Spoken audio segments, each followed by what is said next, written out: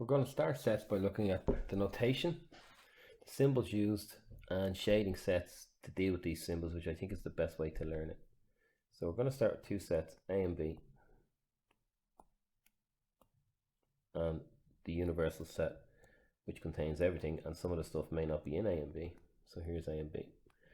So A intersection B, intersection is where it crosses over, so that's this section here. So if you're asked to shade sets and you're asked to shade A intersection B, very simply, it's the crossover between them. Let's look at A union B. We have our universal set. We have A, don't mix up the U for universal and the U for union, A and B, and we're looking at A union B, which is the union, like a marriage, two things coming together, and it's everything inside A and B, but not outside A and B. So this is A union B. So next symbol we have is this one here, A less B or B less A. So let's have a look at both of those.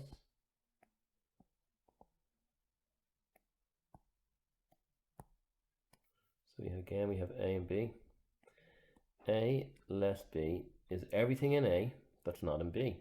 Now the intersection would be in B, so this section here is A less B. And when you're asked to shade it in, it's not art, so you don't have to color it in and make sure that you go all the way around the edge. It's literally just lines in the section where it is. So you should be able to do B less A. So pause the video when I draw the circles. Do B less A yourselves. So B less A, where would you say it is? Hopefully you've all drawn this symbol as you're taking notes into your copy, or this shading into this area of the set. So this is A or B less A. Now let's look at this little comma, this one here, complement. So this means everything outside a particular area. And we look at a few versions of this. So you should be taking all these into your copies. Shading is really important, because if you understand where the shaded part is, when we go to do questions in the next video, it'll be really easy. You'll understand exactly where we're looking for in the diagram. So A and B, and my universal set, which I forgot to put into the last one. So A complement is everything outside A. So write that down. Everything outside A is the complement. So how would we shade everything outside A? So now we're outside the circles. So it would also include this area in B here.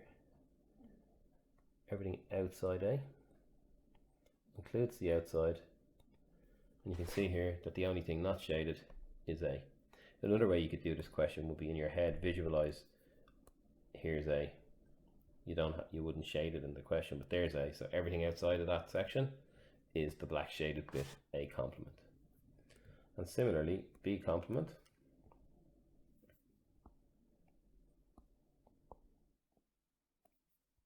The universal set, my A and my B. B complement. Everything outside of B. Don't need to write it again, but you will write that into your copies. So everything outside of B, you can start here and go across. And again, you can see it's not a piece of art. We're just shading in quite quickly so we can move on to the next question. Everything outside of B, you can see here the only thing not shaded is B. Let's look at a few more.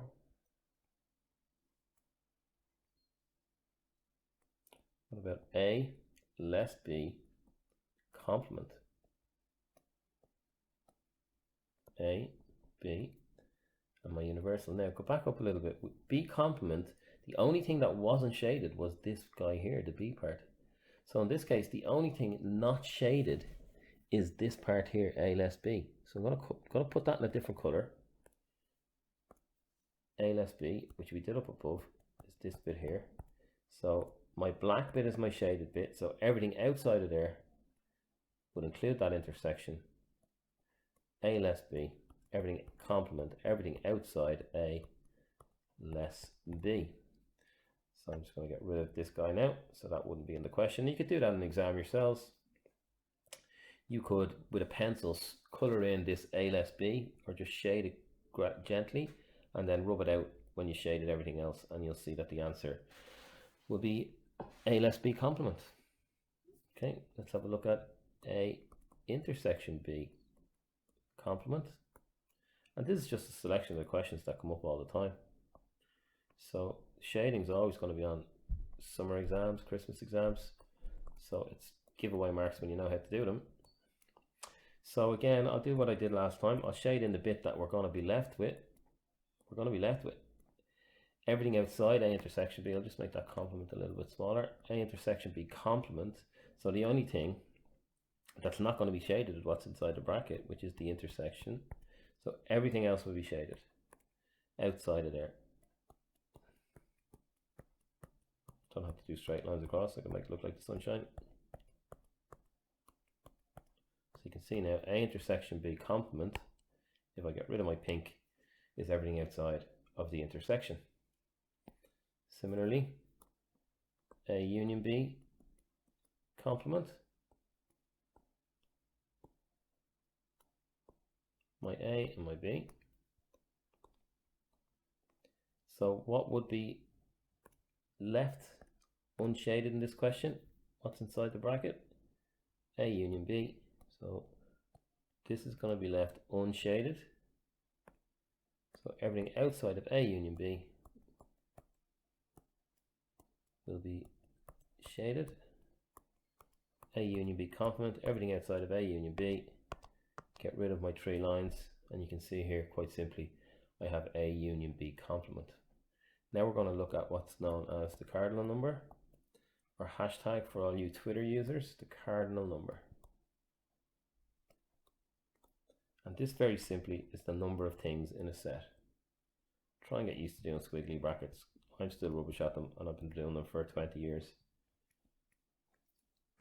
1, 2, 3, 4, 5. And this is the set A. So very simply, the cardinal number in A is how many things are inside it. And you can see here there are 5 things inside A. You can see here no brackets on the answer, and cardinal number is the only thing where you'll have no brackets on the answer.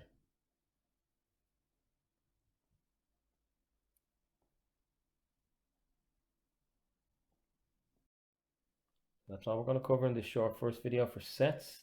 How many shading have we got? 1, 2, 3, 4, 5, 6, 7, 8, 9.